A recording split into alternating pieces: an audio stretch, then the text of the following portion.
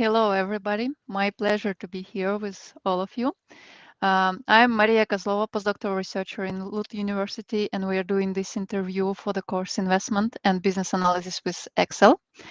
And my great pleasure to have here with me Alex Sidorenko. He's Chief Risk Officer at Eurochem, a big role, I believe. We will talk a bit more about it. He's Vice President at the Institute of Strategical Risk Analysis and Decision Making.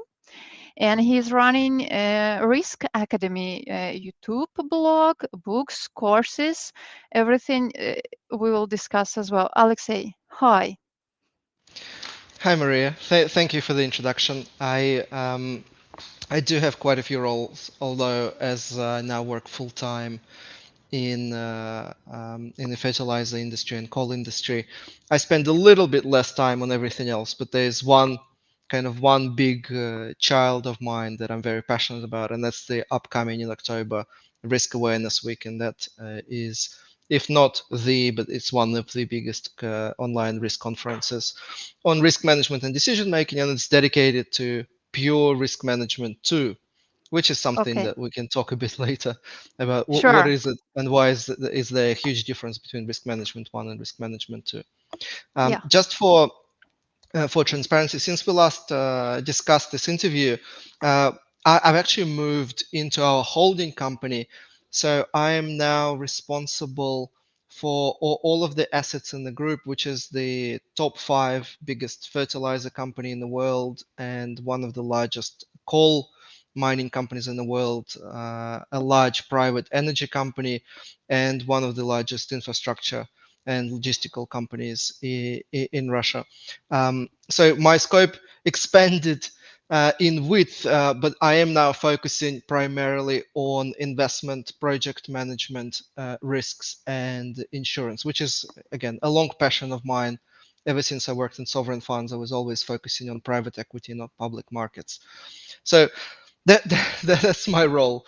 I work across four companies, focusing specifically on risk-based decision making for investments, risk-based decision making for operational risk, and insurance. How do you sleep at night? It's such a huge responsibility. I have a really good team. That's, I think, Okay. that is the key. And I guess you have to be a little bit crazy to kind of keep track of all those million different things. Yes. And it is very tough, because one of our promises to the shareholder and one of our key themes that we believe in is that no important decision should be based on intuition or the fact that somebody else made that decision like this last year. So, for example, insurance is the most tangible one of my responsibilities, because there's a very direct and immediate cost saving because of good risk management on the premiums. And what the most common phrase that I hear from brokers and insurance companies and consultants is like, "That's how everybody does it." And to that, my response is, I couldn't care less. Unless That's we've true. calculated our actual risk profile and we've confirmed the hypothesis that this product or this setup is a good fit for our specific risk profile, then it doesn't matter. I don't care if anybody does it or everybody does it. It makes absolutely no difference. Everything should Of be course. risk-based. And Yeah. for a decision to be risk-based, it means somebody has to do a lot of homework and understand the actual nature of risks a particular construction has. Um, One of the and like this is just mind blowing. I mean, we've saved more than 5 million on premiums by just proving to the markets that a plant being built across the road from the plant that was finished 2 years ago is not the same risk profile. It's actually a significantly different risk profile, because every insurance company said, "Oh, we understand your risk profile. It's exactly the same as the plant that you built 3 years ago." And we said, "No, it's not. It's literally the opposite of the risk profile." And here are 20 pages of documentation why the risk profile of the new plant is a fraction of their regional risk profile, and that's why we should be charged completely different premiums. And we ended up saving Excellent. more than 5 million on just this one line of insurance. I mean, that is a Yes, huge it's impressive. that is a It's huge saving. not to say how much proper analysis helps to actually run this investment and operation safely and nicely and Yeah, avoid possible losses there. Yeah. that is, I think, that is one of my messages to the people that are listening to us. By the way, if you're watching on LinkedIn, I mean, we can see your comments, so say hello. And thank you, Mesh, for saying that. And maybe write a message where you're watching from. Yeah. Um, Same in YouTube. Please go ahead and ask questions. Silly questions go well. We'll happily answer anything. yeah, exactly. No And problem. my key, kind of my first important message for the listeners right now is that I strongly believe that risk management should pay for itself through very tangible and direct cost saving. I mean, we've covered our just through insurance savings on better risk analysis. We've covered our budget for the next 10 years. So risk management is working for the shareholder for free for the next 10 years, and that is something that I strongly believe in. You first have to make some money for the shareholder, and then you can kind of expand into bigger and better risk analysis.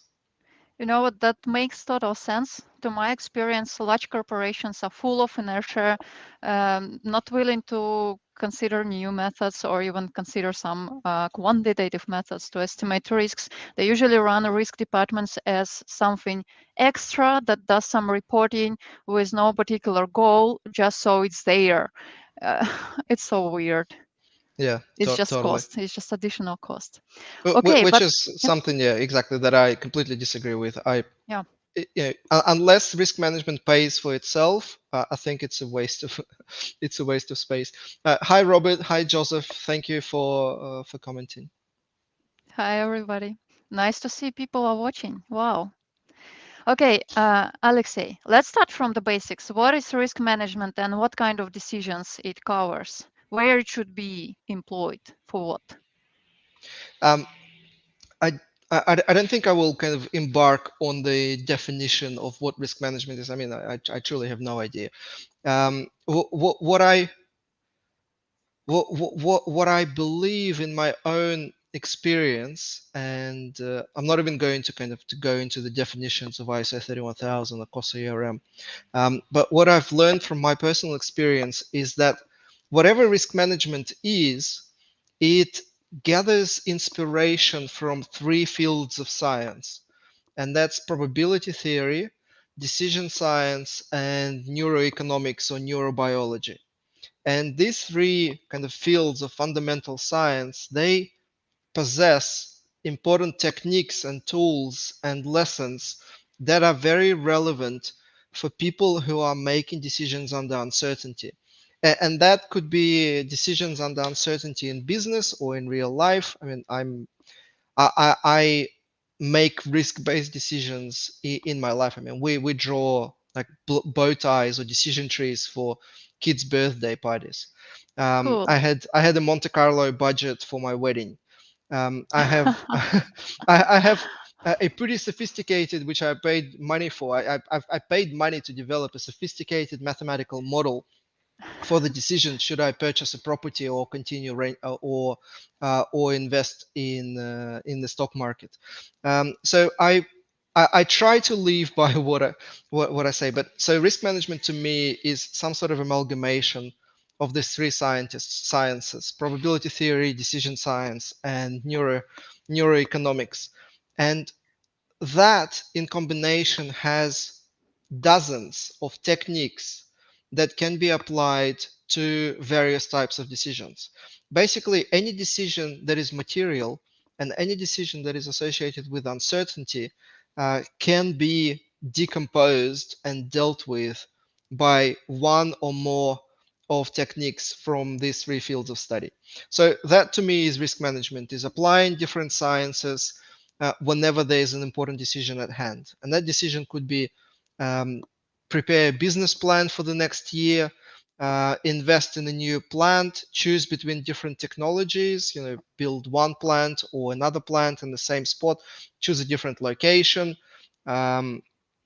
pay more for EPC contractor or pay less for a different EPC contractor, install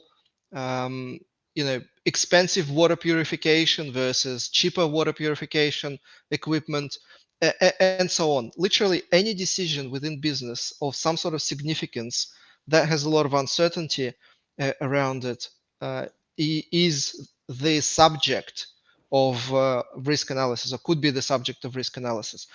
With insurance, for example, how much to insure, to insure or not to insure certain plans. None of those questions are obvious. There's no right answer. There's always a distribution of possible answers, and you're saying, well, this is a good decision 70% of the time, and then 30% of the time this could turn out to be a bad decision, but this is the risk that you want to take. How what deductibles to set? Again, we've actually we calculate the risk profile for each of those decisions, so we know that one deductible is better than the other, not because everybody else does it. In fact, we don't care what everybody else does. We know that our risk profile is unique, and this is why we're trying to get charged for our risk profile, not for the average prices that everyone in the market is paying. Of course. And it might be the case for a lot of players in the business out there. And like, let's say I love the example with wedding, and wedding is wedding, right? But every particular case would have different risk profile, and their probability distribution of their budget would be different, right? Yeah, totally. Yeah. By the way, do you do post monitoring? Where did you end up with your budget for wedding and other projects, other decisions? Well, we do. I mean, that's one of the jokes I posted recently on LinkedIn. I said, without a back test, you're just another person with an opinion. Because and that's the beauty of scientific approach. You can test and challenge whether what you've done is actually improved or not improved the decision. So we try to do back tests on pretty much everything that we do. And on the wedding, that was a fun back test because we ended up doing much better than I anticipated. Some of the Great. relatives decided to give us a lot of money, so it was well above the kind of the worst case scenario that I was modeling. I did Okay. model how much present money we would get, which is stupid, but it was mainly to model the cost side and keep the reserve, which again was funny. We did keep a reserve for unexpected things, and the wife tried to spend it like literally daily for non-unexpected things, and I kept pushing back and saying, no, this is a worst case scenario reserve, can't touch Yeah. it. Look at the probability distribution. We should be careful. Yeah. Okay, let's talk a bit more about techniques. So we've heard Monte Carlo simulation, decision trees. What else is out there, and in which cases we should consider applying those? We still start with the basics. I mean, I'm sure there are. And hi everyone who's Hi. watching. Yep. Charles, Hagma, Thierry, hi everyone. We are still being quite happy with the basics, and what one you can kind of divide the basics in two parts. What one is, if there is uncertainty, then you have to, and there is uncertainty most of the time, then you have to use distributions. And at some stage, you have to multiply distributions, you have to add distributions. And the only kind of simple way to do it, or the easier way to do it, is by simulating. So, Monte Carlo, and by the way, it could be Hypercube, it could be Monte Carlo, I couldn't care less. The differences are pretty insignificant for the level of confidence interval that we use. Yeah. But the simulation is the go-to. And basically, that's the mathematical method of making sense of uncertainty. And then that's the first part. And then the second part, well, what do you put the simulation on top of? Hi, Chris. I loved RWI course, and that was probably the best week I spent in New York. That's the course that Nassim Taleb runs, and if anybody is considering it, I highly recommend it. It's one of the best things I've done, and one of the most fun things I've done in risk. So Of the the first part models. is Yeah. the first part is the kind of the engine that you have to simulate. So that's the Monte Carlo, and then the second is what do you put the simulation on top of? And from my experiences, and this is something that we use daily, decision trees are the easiest and most sensible kind of skeleton that you can put Monte Carlo on top of, especially for all the risks that are not the traditional domain of risk analysis. So, for example, market risk. There are pretty well-defined methodologies for how you would deal with foreign exchange or interest rate or price risk. And if it's a liquid product, then you pretty much kind of go in with the same methodology. And Basel did a lot of work on credit risk. So there are methodologies that you can take directly for some of the risks. Credit risk, to calculate CVARs, you don't have to recreate a bicycle. You just take whatever it says, and you apply a simple or an advanced approach from Basel. But for other risks, for example, environmental or compliance, these are relatively new for the field of risk quantification, or cyber risk for that matter. They're all quantified in the same way. You break it down into a tree. You break down the risk exposure into a tree with different consequences, and then you put a range on the end of each branch, and then you just simulate it. So which techniques might go to Monte Carlo? Then the next question is, what do I put Monte Carlo on top of? And I usually put it on top of a decision tree, unless it's some sort of market risk where I just follow the same rules as the Okay. regulators propose. Yeah. I've heard that risk matrix is used a lot in the industry. And if I try to Google for Excel template for risk analysis, it's pretty much what I get, template for risk matrix. What do you got to say about that? Yeah.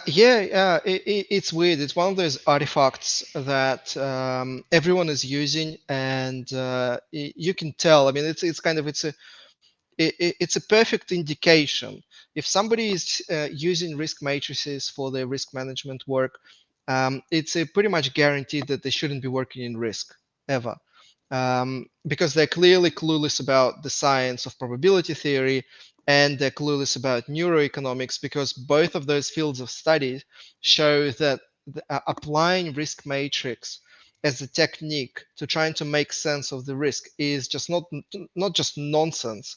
It actually makes things a lot worse, because it um, prioritizes risks incorrectly. And what this means is that your top 5 in the red zone are not actually your top 5 in the red zone, and you would never know which ones are the top 5 anyway.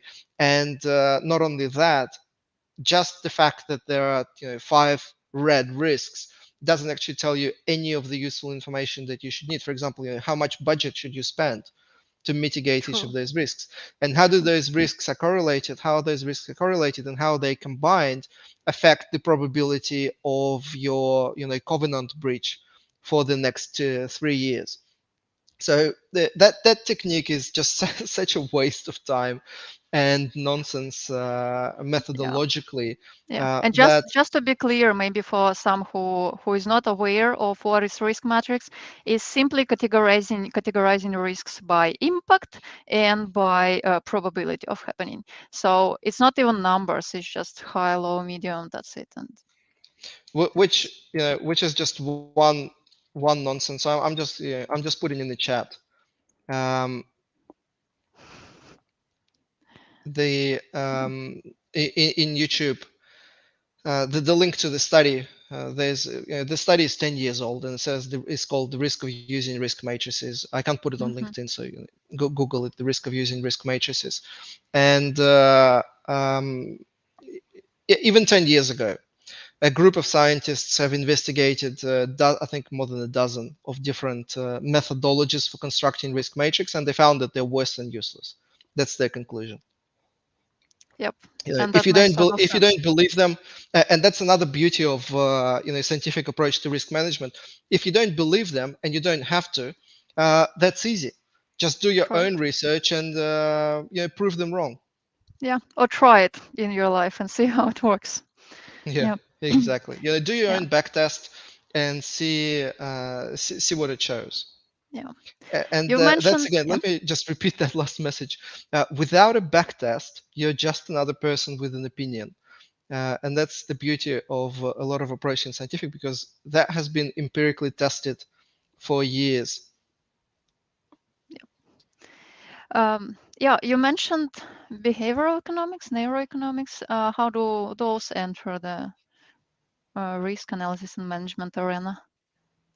That is super important. The Sorry, just one sec. Hmm. Sure. Hi, Cyrus. That's super cool. So many people are watching us. I was actually thinking that our major risks in this is that of a public embarrassment of me because I'm doing live interview for the first time. So sorry if I say something stupid. No, that's fine.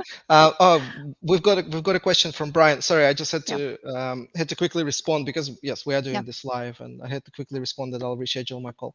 Um, the question, what was the question that you asked? Because it was important. Oh, how did Behavior. neuroscience enter the Yeah. field? Okay, so this is great. I mean, ever since 1970s, a group of scientists, and the field of study is actually called risk perception. So Mm-hmm. there's the risk in the name.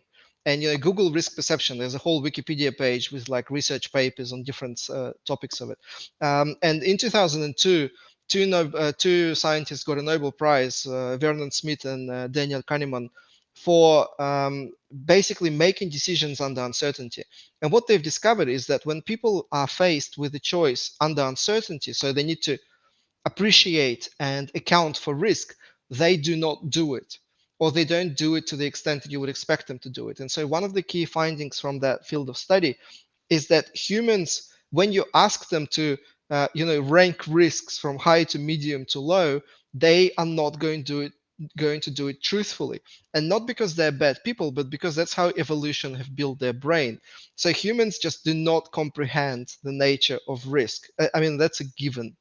And ignoring that is just, in my mind, is absolute negligence, because having your risk consultant or risk manager get a group, a workshop together, and do like a typical risk assessment, talk about risks, and try to measure them in terms of likelihood and consequence, you're guaranteed. So not just the methodology is nonsense, but you also the approach of facilitating the gathering of information is double nonsense. So you get double error from the human bias and the error that is inbuilt in the methodology of risk matrices. So that just became absolutely fundamental. You cannot not account for human biases and risk perception when you're quantifying risk. And that's why in quantitative methods we've made kind of significant leaps in trying to account for bias. I mean, there's the whole model error. There's the whole Mm-hmm. factor. When you calculate your value at risk, there's a whole factor that you multiply your result by, because you know that the model is not accurate enough. Okay. So And you try. practically you're just correcting the result with the coefficient. So you still have to gather some estimations from experts, but then you just fix it.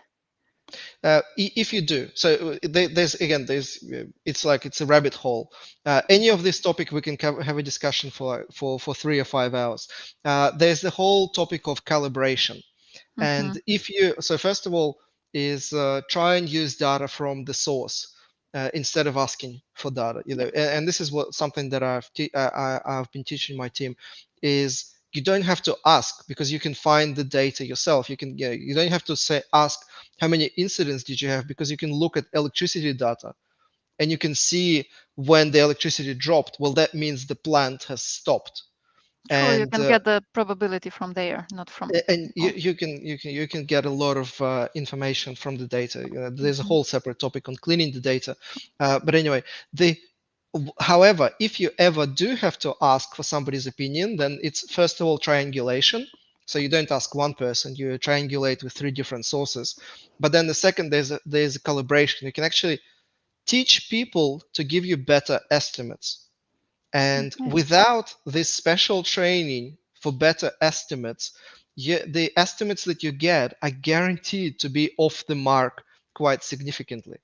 This has been researched extensively. So what this basically means, there's basically a field of study that shows that if you go into a risk workshop and you start asking questions and you haven't calibrated the participants before, the answers that you will get, even with all well intentions, even ignoring the fact that the politics and people just hide information because they're scared they will be reprimanded.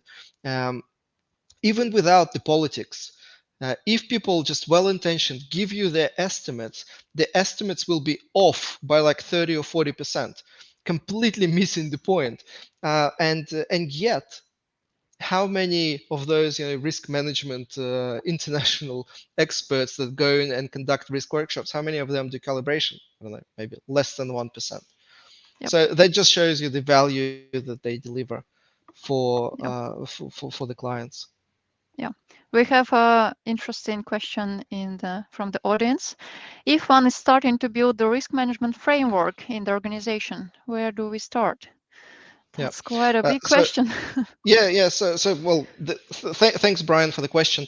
The good news is that's why I created Risk Awareness Week and the Risk Academy blog. So Risk Academy blog has I think like 400 articles, and Risk Academy YouTube channel has 500 videos, and that's pretty much the reason why I've created it. So I don't have to answer those questions because they're always the same.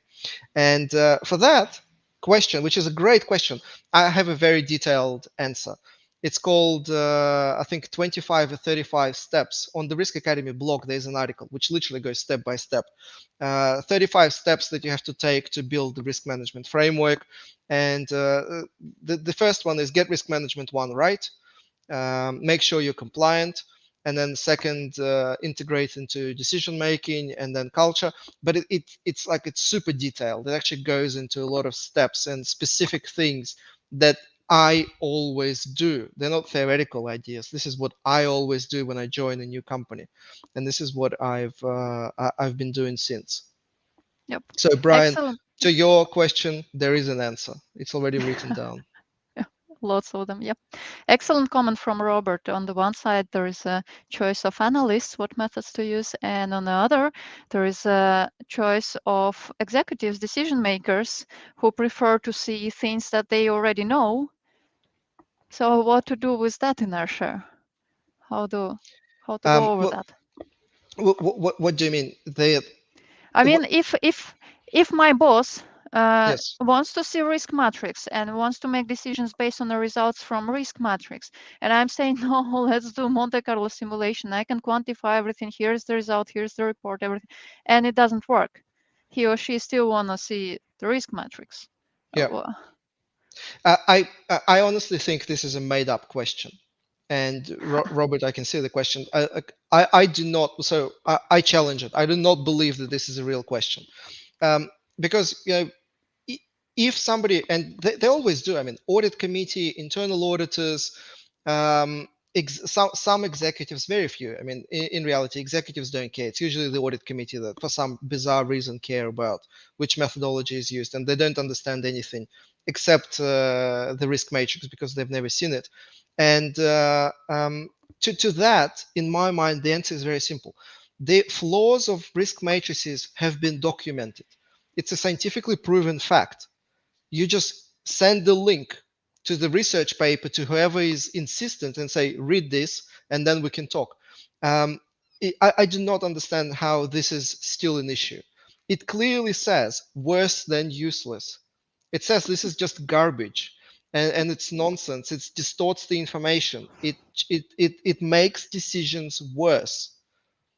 It's not your job to prove that. If the person cannot read, then you just find someone who can read, and you talk to a different stakeholder. okay.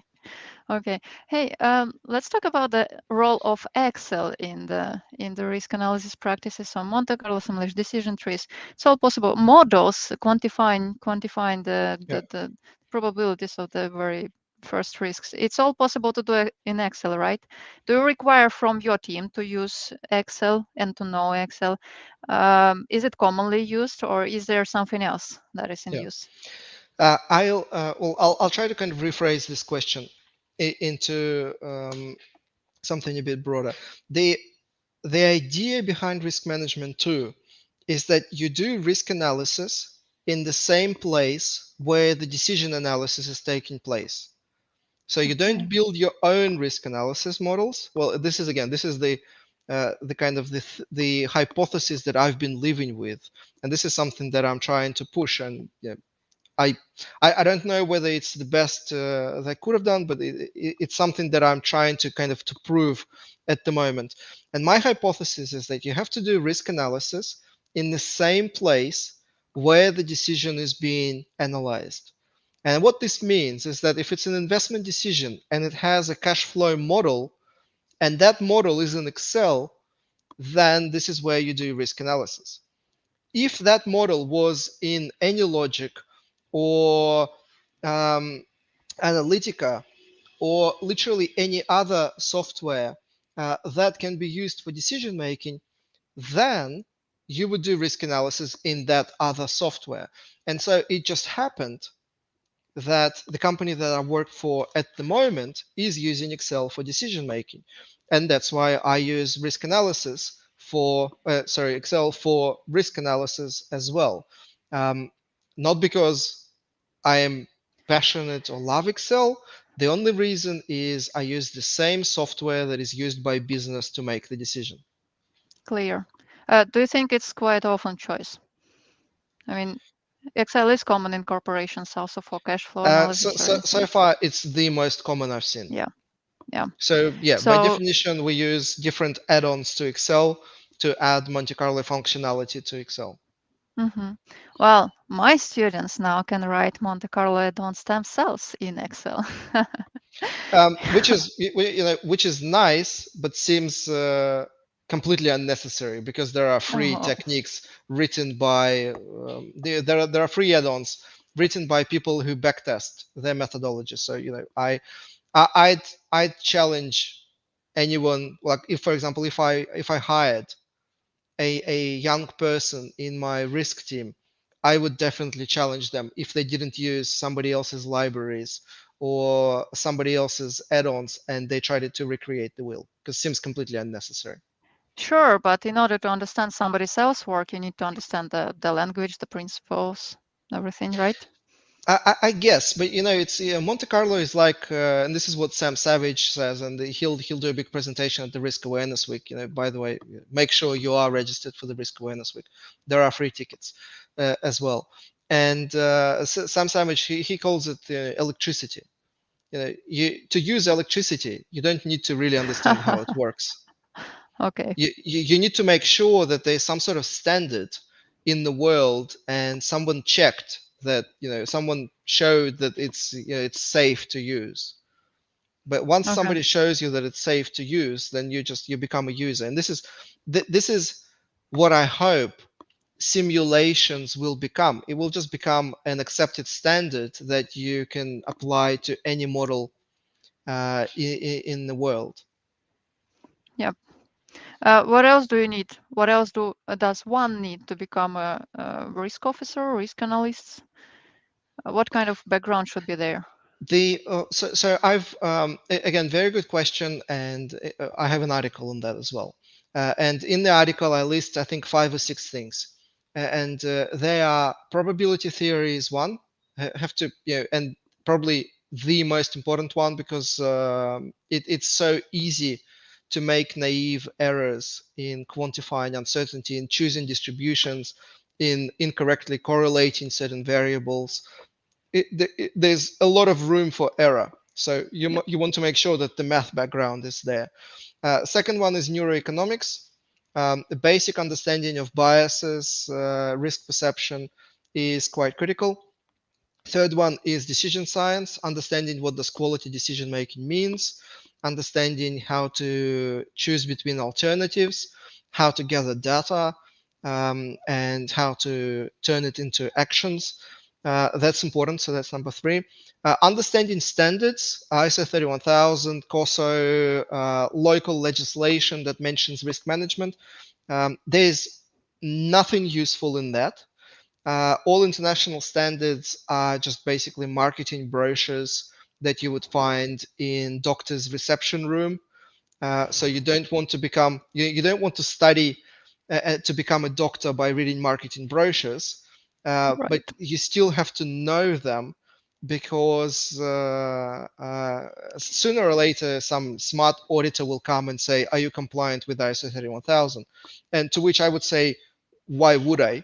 It's a marketing brochure. I couldn't care less what it says because I'm building my risk management based on actual science.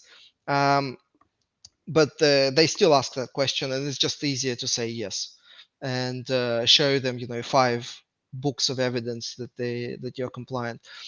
So that's number 4: understanding standards, and more importantly, local legislation. Because, for example, in Russia, over the last 2 years, there's been a number of legislative changes, including some recommended practices from the central bank, which basically outlines how they think risk management should look like.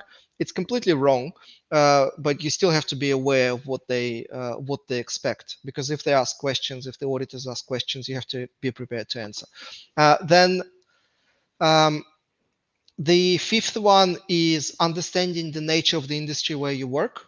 So, for Sure. example, working in fertilizer, you have to understand how fertilizers are made, what's the chemistry behind it, and again, So working what's in the actual electricity. risks behind it? Yeah. Yeah, you have to understand what decisions and how decisions are made. So understanding the industry is quite critical, and obviously we don't know where we will end up working. So once you get into the company, then you start understanding the industry quite quickly, and that's absolutely critical. And then the final one that I added this year is coding. A lot of the risk analysis can now happen outside of Excel, Mm-hmm. and Python has heaps of libraries that shortcut a lot of risk analysis, and so you have to have some basic appreciation of coding as well. And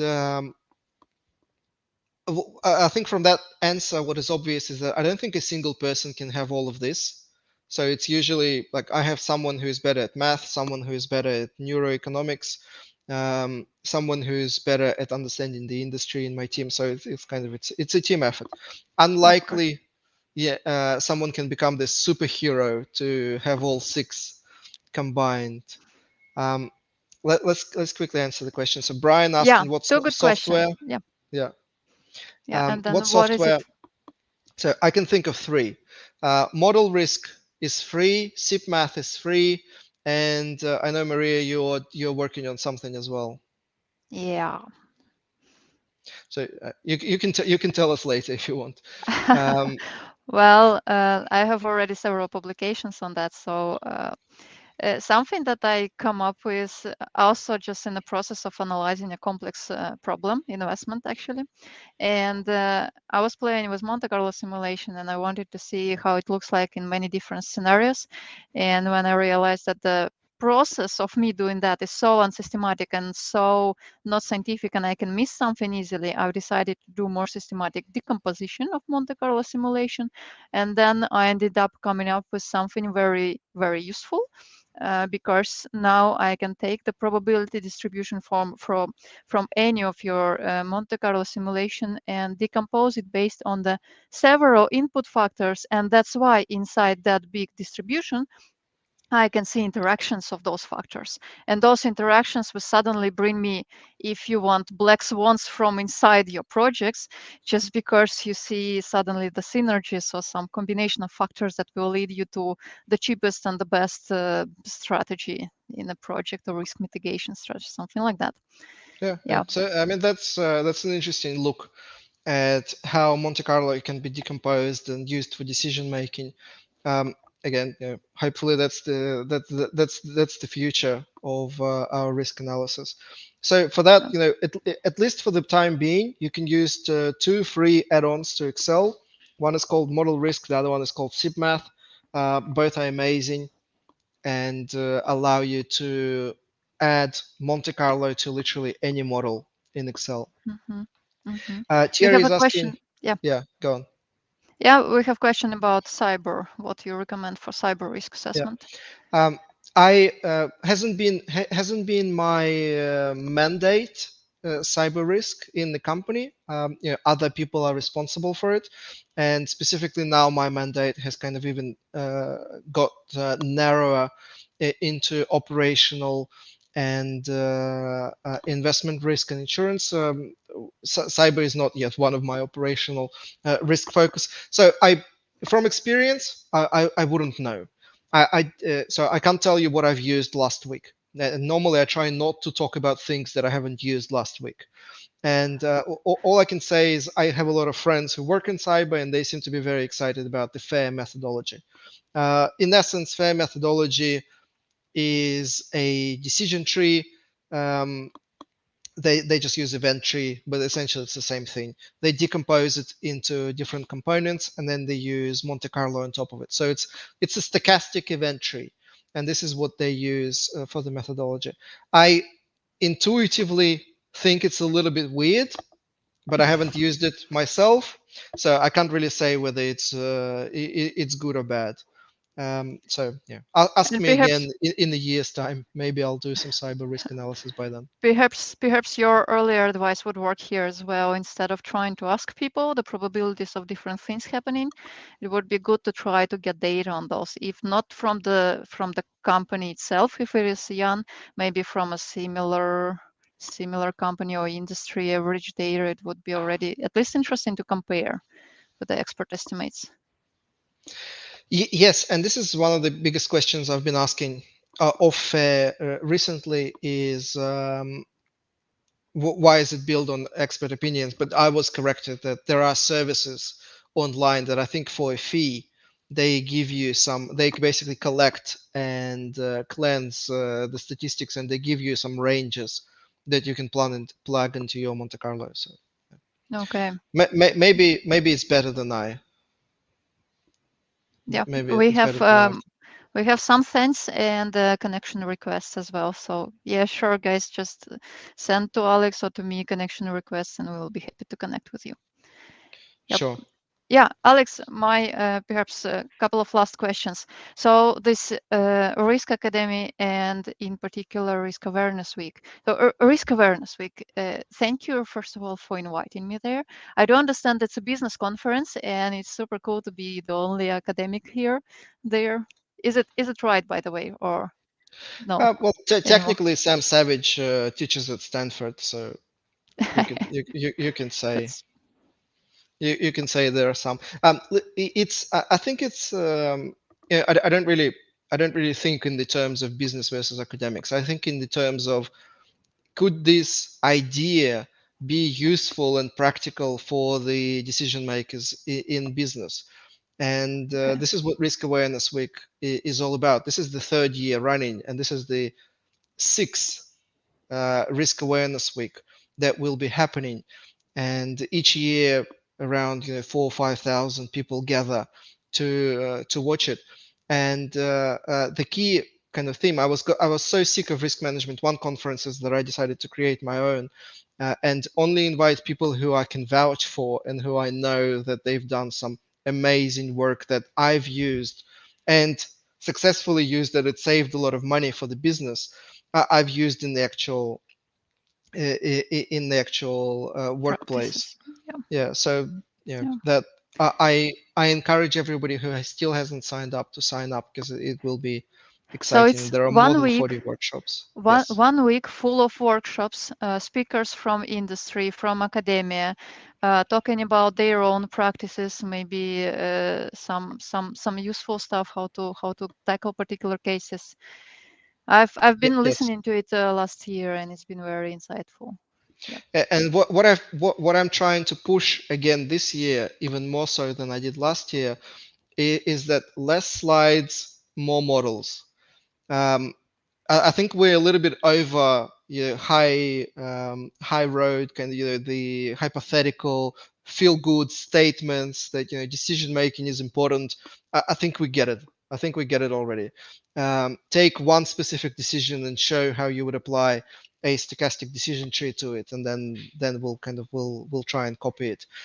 So for example, I'm going to take one of our environmental issues, water pollution, for example, and I'll show you how to apply a stochastic decision tree to a water pollution problem.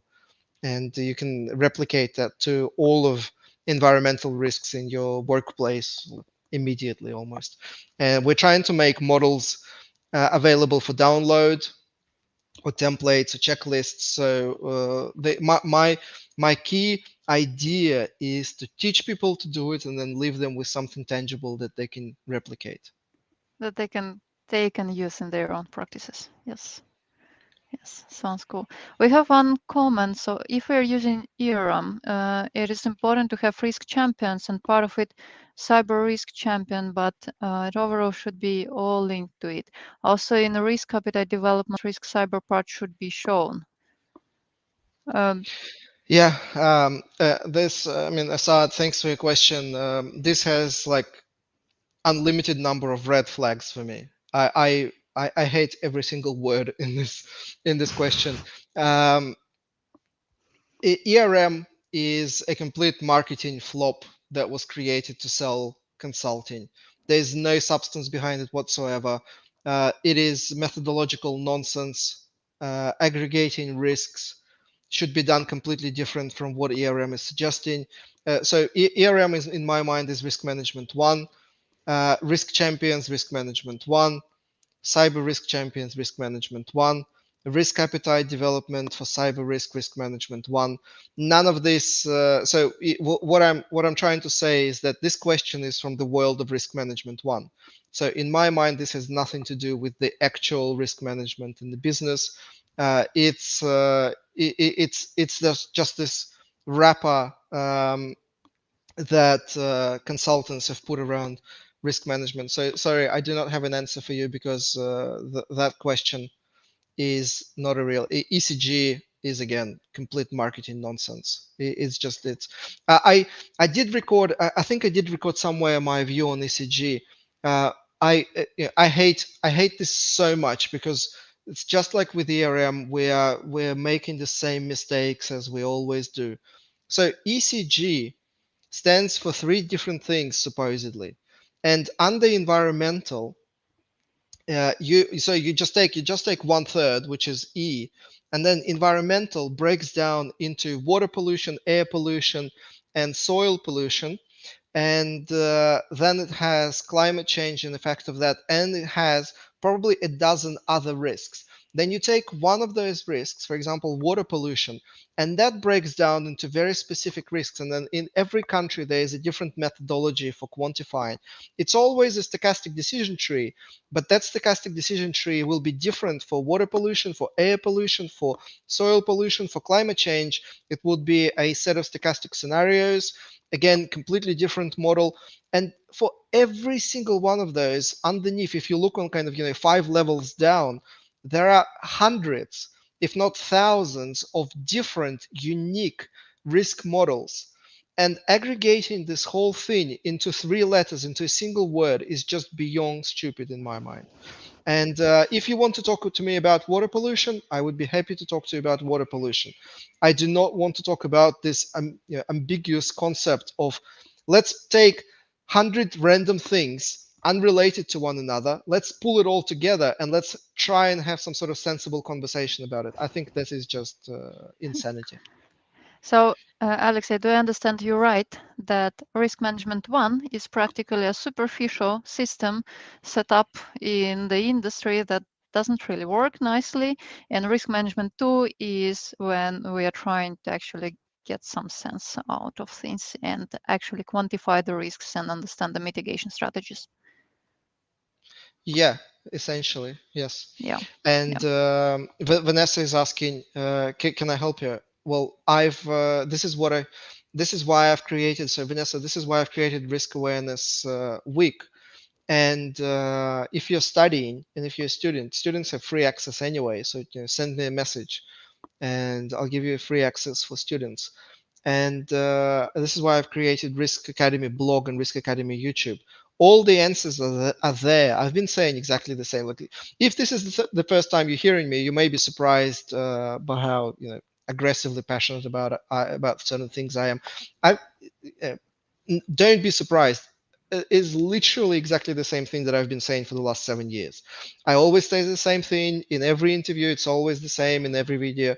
Um, so I have answers to most of your questions, and all you have to do is read a couple of articles on the Risk Academy blog, or YouTube, watch some YouTube videos, introduction YouTube videos on Risk Academy YouTube channel, Yeah. or just sign up for the Risk Awareness Week. And by the way, if you're new to risk management, watch the 2019 Risk Awareness Week, watch the 2020 Risk Awareness Week. They're all free online, and nothing has changed. So in 2019, Sam Savage was talking about the future of risk management, virtual SIPs, some just absolutely amazing ideas on how to progress. None of this happened. As in, the ideas were amazing then. We haven't implemented it as a profession, so we still have this amazing idea just floating in the air, waiting to be implemented because it will just, it will transform the whole world of risk management. Doug Hubbard always talks about, a calibration of experts. Majority of risk managers still don't calibrate the experts. So every lesson that we've talked about ever since 2019, they're still as relevant today. So just watch the old workshops, and you can still learn a lot from them. Yeah, and we put links to all of those resources somewhere accessible, perhaps in the description of video in YouTube, right? The one we are recording now. Yes, absolutely. I'm Yeah. I'm posting to YouTube now. I can't post to LinkedIn automatically, so I'll do Hmm. it later. Yep. Yep. Alexei, thank you so much. I have exhausted my questions and there is no more questions in the comments. So maybe if you have something else to say, anything I, you I, want to I I highlight? encourage everyone, and I welcome everyone to join the Risk Awareness Week, because this is something that I've been trying really hard. Get together a group of people who can share, who first understand what good risk management should look like, and then share their practical workshops and case studies and demonstrations and show models and allow people to download certain things. So join the Risk Awareness Week, and I'm pretty open on LinkedIn as always. You can write to me, you can ask questions, and I can comment. Um, Pandemic as a black swan. there's a black swan perception among risk. Um, sorry, I don't see your name, but I honestly don't have a view on that, because I don't think it makes a difference whether you call it a black swan or you don't call it a black swan. I mean, I don't, and that I think is one of the key takeaways. I used to be in technical committee 262, which is responsible for ISO 31000 standard. And I remember a situation when everybody broke down into groups, and there was one group dedicated to the terminology. So they were updating the section of ISO 31000 which is called definitions. And I thought that group was an absolute joke, and I didn't want to participate in that because I couldn't care less what you call it, because to me, whether, like, if tomorrow they completely changed the definition of the word risk in the ISO 31000 standard and just wrote something completely different, it would make zero impact on how I do risk analysis, because I use probability theory, decision science, and neuroeconomics. These three sciences couldn't care less whether you call something a black swan or you don't call something a black swan, or whether you call it risk or uncertainty or hazard or threat or opportunity, whether you say risk is opportunity. Like, no one cares. The mathematics behind risk analysis is still the same. The formulas that we apply for Monte Carlo couldn't care less. Or how we calculate correlations between different risk factors. They couldn't care less what you call something. So uh, I I don't think about whether pandemic is a black swan or not, because I don't care, and I also don't care about people who care about it. Hope that answers your question. Oh, interesting question. Is there a danger of being too far ahead of the curve in relation to your colleagues, having not only do your work, but also educate your organization? Yeah, sure. I mean, sure. It's a huge task. It's a huge part of the task to educate the people within the company. The good news is once you start digging, you realize that there's much less education necessary than expected, because surprise, surprise, um, the risk management department is usually the least qualified in quantitative risk analysis in majority of the organizations. Not in our organization, we have some of the best quants in the company, but in majority organizations, risk managers are the weakest risk analysts in the company because Treasury have been quantifying foreign exchange, liquidity, and interest rate risks for ages. Most Treasury departments use Monte Carlo anyway. Engineers have been using Monte Carlo for years. Oil exploration have been using Monte Carlo. Procurement has been using scoring models for ages. Treasury uses credit risk analysis and credit models for CVAR calculations most of the time. Business planning does scenario analysis and sensitivity analysis. Investment does sensitivity analysis. Literally every team in the company has been using some form of advanced risk analysis well before the risk manager came and said, "Oh," and this is just beyond me. So can you imagine a treasury that is using Monte Carlo for financial risks and market risks, and then a risk manager comes to them and says, "Oh, can we talk about heat map?" And this is just how embarrassing many risk managers in the company are. So yes, sometimes there's a big part of education, but it's much less than you think, Charles, because when I walked around, and the most common thing I heard is, "Oh yes, I remember Monte Carlo from my student days," or "I've used it sometime before, or I've used it for such and such." You would be amazed at just how many people within the company totally get it.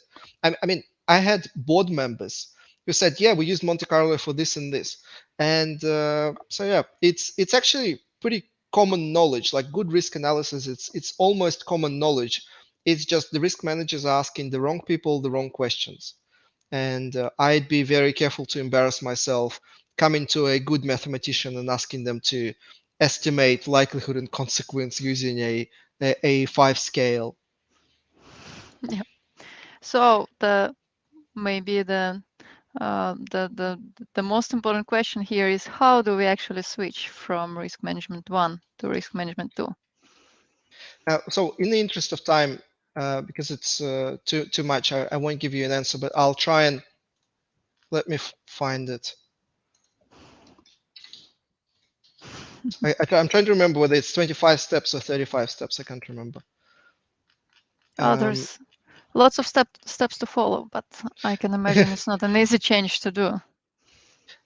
Well, none of the changes are, but you just you kind of you just keep trying.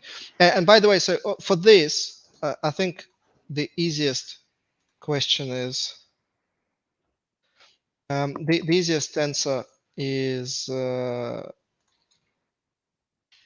read this. I've many years ago, and I reread it from time to time. Many years ago, I wrote a book, and I made it available for free, and 150,000 have downloaded it. And if you Google free risk management book, it's number one in Google. And that has some step by steps. And I expanded a little bit on that in the Risk Academy blog, and there's a much more detailed version. And that's a sequence of steps that you try to do to switch from risk management 1 and 2. The simple answer is first is reduce the effort on risk management 1. And that's the most challenging thing. You're doing quarterly risk workshops, or you're doing quarterly risk or monthly risk reports. Don't. Or figure out, don't do it so often, or figure out a way how to do it in 1/10 of the time. The first key point is free up some time. We're wasting so much time on risk management one. There's absolutely no opportunity to do any proper risk analysis. So don't waste time on risk management one, and then follow the advice in the article. But first, the most important step is already done, is asking a question, how to do it actually. Without Totally. that question, nothing works. Yep. Alexey, thank you so much for sharing your wisdom with us today. It has been super interesting and useful for me and for the audience, I believe, based on the comments as well. Pleasure. My Thank you, pleasure. and I'll Thank you. see everyone at the Risk Awareness Week.